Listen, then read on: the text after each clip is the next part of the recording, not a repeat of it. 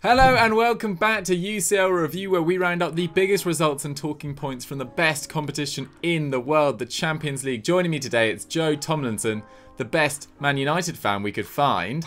And we're kicking off with Liverpool, Joe. You must be delighted. Well, I'm glad you managed to find me, Doogie. What an absolutely fantastic introduction that one was. Yeah, I had the pleasure of watching this game, Liverpool versus Atalanta, and Liverpool could have sealed qualification for the round of 16 tonight, but they stumbled, they fell, they put in a pretty average performance against a very exciting Atalanta side who have the budget of a Birmingham. So yes, Liverpool might have put out a B team, but let's take nothing away from the Italian side here. And the Reds had significant injury problems coming into the game, didn't they? Everybody's spoken about like Virgil van Dijk, Gomez, Trent being out, and we've spoken about that enough. But despite all of those problems, they've actually started the season okay. They sit level on points with Tottenham Hotspur, who we're saying are having this unbelievable season, really galvanised. Well, Liverpool have got the same amount of points to them domestically. Coming into this game, they won all 3 of their Champions League games as well. They hadn't conceded a single goal.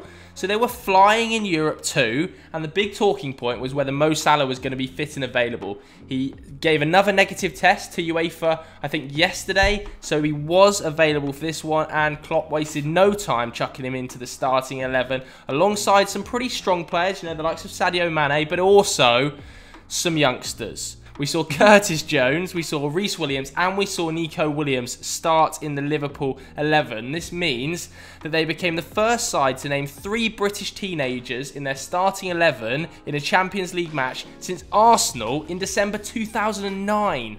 Incredibly, wow. 11 years ago. That was Aaron Ramsey, Jack Wilshere, Tom Cruise, and Bartley as well. Not the Tom Cruise, a different Tom Cruise. But obviously it didn't go well. I think this was probably one of the worst Liverpool performances I can remember in recent memory, other than that Aston Villa fiasco. They were not at it from minute 1, Dukes. Yeah, apparently so. I mean, I've got to hold my hands up. I mean, I was watching the Real Madrid game, which we're getting onto in due course. Joe was covering this one, but from the look of the highlights, yeah, it was a really flat display from Liverpool. Next to no pressing, which is pretty unusual for the Reds. And in that first half, Liverpool had 1 shot with none on target. And Joe in this script has put down that Origi in particular was horrific. My word, mate. Was he really that bad? Origi at half-time. He was trending on Twitter. Liverpool fans weren't happy with him. But dearie me, he was having a stinker, Dukes. Not pretty, not pretty. And you know, it cost his side. Atalanta took the lead on the 57th minute. Josip Ilicic getting on the end of a great Papu Gomez ball in to score his first goal of the season for Atalanta. It's obviously been a difficult start to the season. He's had to take some time away from the game for personal reasons. Lots of speculation about his relationship, about his marriage. It's been nothing like that. He's just had to take some time away. So great to see him back on the pitch after excelling in the competition last year. As I said, his performances in the Champions League since the start of last season have been superb. 8 starts, 6 goals and 1 assist. Unreal. And straight after the goal, Klopp had seen enough. 4 changes. Firmino, Fabinho, Jota and Robertson all coming on. The big boys. But it didn't change much. Atalanta got their second through Goossens, who was brilliant all night. That's his 4th goal of the season. He's now established himself as a German international as well. Things are looking very, very good for Robin Goossens indeed. And this was the first time that Liverpool had been 2-0 down at home in the Champions League since Madrid in 2014. I think that's the famous game under Rodgers where he played I think he had Gerrard on the bench that game, I seem to remember. Anyway, Liverpool finished the 90 minutes without a single shot on target and had just 4 shots in total, while Atalanta got 4 of their 8 in target in total. Liverpool's XG was just 0.19. Unreal. That's appalling. Atalanta's was 1.41. And it ends their pretty poor run of form as well. They'd only won 5 of their 11 League and Champions League games before this, and only 1 of their last 5 league games. They started the season on fire, they've had a little dip, so this is a much needed result. And of course they got embarrassed 5-0 in Bergamo by the same opponents as well. But let's not forget last season they lost all 3 of their openers, picking up their first point on match week 4 before going on to make the quarterfinals. I mean, Joe, you were the guy that watched this game.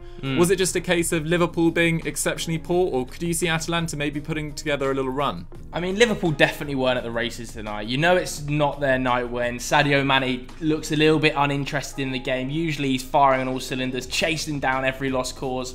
Wasn't the case tonight. Mo Salah looked a little bit sloppy. Back to front, I think Liverpool just had an off night, but fair play to Atalanta. Absolutely capitalised on it. Papu Gomez is still a joy to watch, isn't he? Really pleased for Ilicic as well. Like you say, Gersons was exceptional all night long. And you've just got to take your hats off to Gasperini. On a shoestring budget, he's gone to Anfield and produced one of the biggest results in the club's history. So congratulations, Atalanta. But for Jurgen Klopp, it's a lot to think about.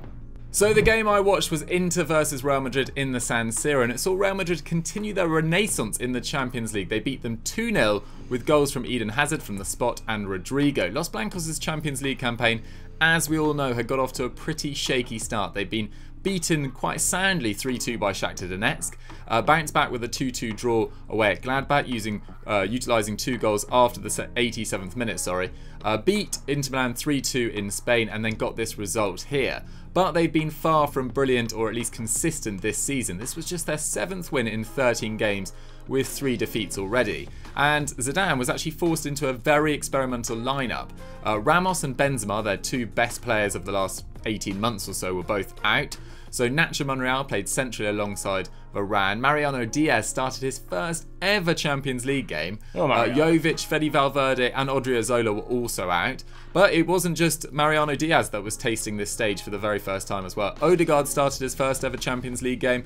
Eden Hazard, who hasn't played a lot of football, was back on the left wing. And Lucas Vazquez, who I hadn't seen play on the right wing for quite a while, he's been playing mainly at right back this season, was on the right wing for this one. But despite the experimental lineup, Real took the lead after just 5 minutes. Odegaard played a clever ball through to Nacho after Hazard had beat Skriniar, and Nacho was clipped by Barella. Hazard then tucked it away from the spot. He became the first player to score for Real Madrid from the spot in the Champions League since 2009, who wasn't Cristiano Ronaldo or Ramos, so it did have a slightly unfamiliar feel to it.